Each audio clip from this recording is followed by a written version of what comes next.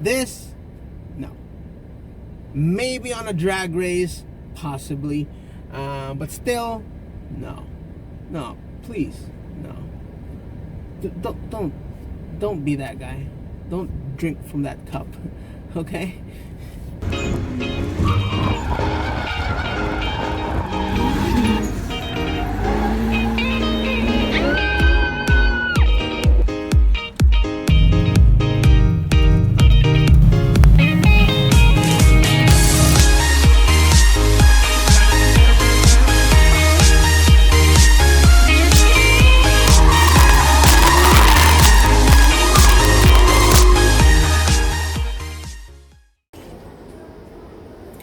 Hi. So you're a car enthusiast. I'm guessing that because you're watching this channel. So as a car enthusiast, there's only two routes that you'd go. One is you're going to be a car show guy.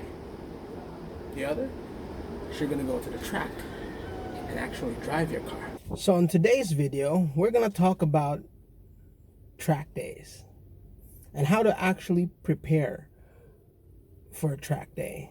I'm not talking about preparing the car is one thing, but we're going to talk about how to prepare the driver.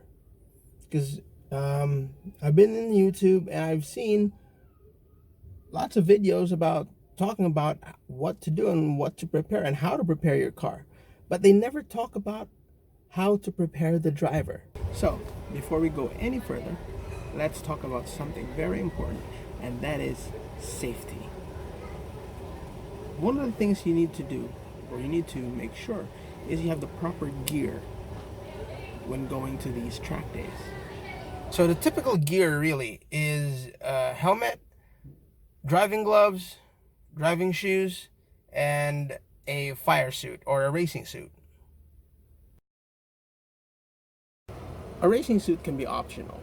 If you're going to a drag race, sometimes they don't really require a racing suit, or an autocross day, which is in a parking lot or a small track, they don't really require a racing suit, but it's always good to have one ready.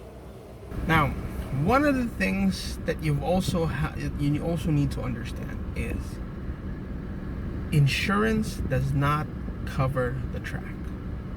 Okay?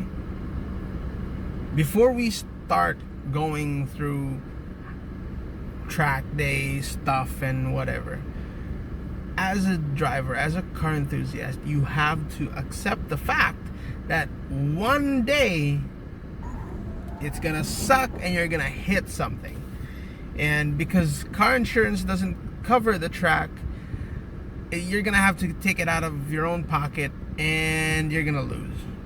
Okay? And this is also one of the reasons why people tend to not come back to these things, these track days. Most especially drifters, we don't really care. We hit something, nah. The bumper flies off, nah. Who cares? You need that sort of mentality to really survive in this game. We've talked about safety and the gear and everything. Please make sure you got a seatbelt. A standard 3-point seatbelt is, if I'm honest, really enough. Especially if you're just in these small tracks and just trying to do autocross and whatnot. But it would always be better if you got the 4-point harness, because you're more stable and you're bolted right to the seat. The driving position, it dictates your efficiency as a driver. Okay? So how far should you be from the steering wheel? Okay? This, no. Maybe on a drag race, possibly, but still, no. No, please, no. Don't be that guy. Don't drink from that cup. Okay? So, what is the proper driving position? So, the distance between you and the steering wheel has to be efficient. You have to be able to move. Just like boxing, you know? So, wrist, So from your wrist to that, you need to adjust.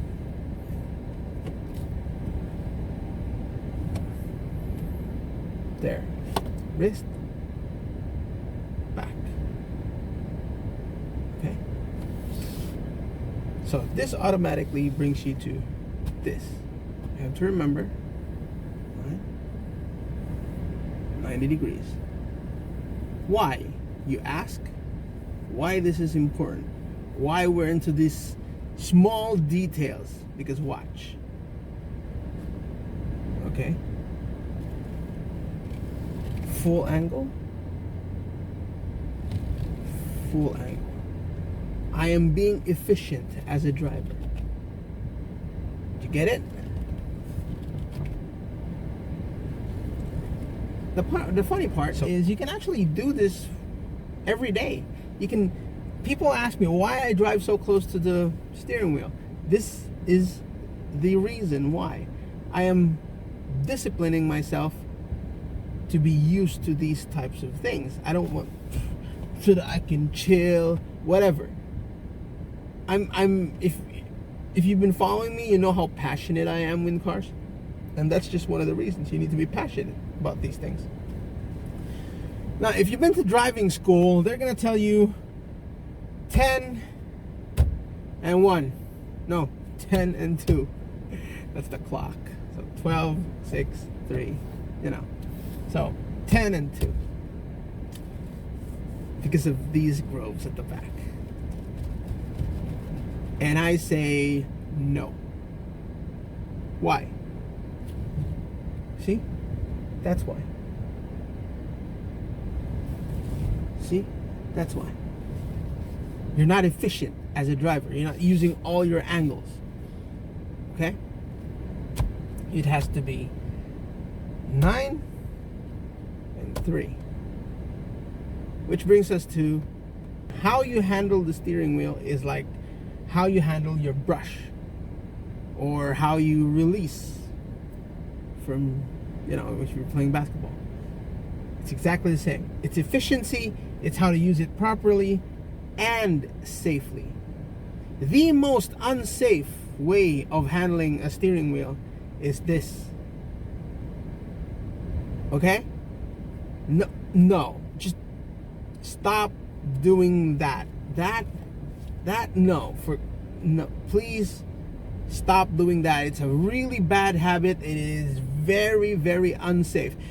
Yeah, okay, it can be done maybe in traffic or in day-to-day use, but at the track, never.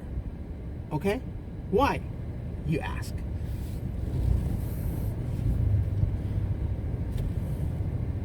Okay? Car snaps back. What happens to this arm?